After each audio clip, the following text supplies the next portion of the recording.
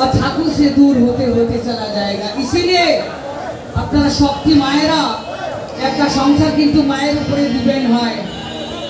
আপনাদের মনে জোর থাকা উচিত।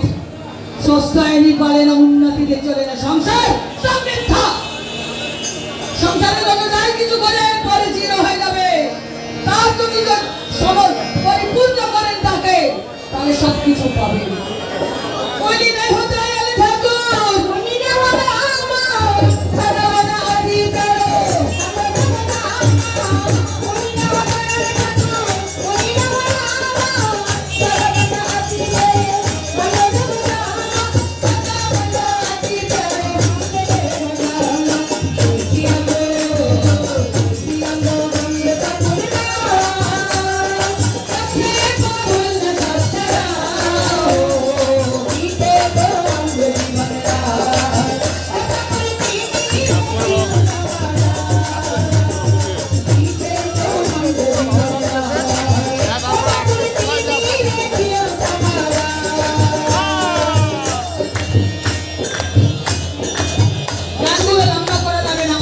ফিরে আসছে আমি একটাই কথা বলবো, हम एक ही बात बोलेंगे।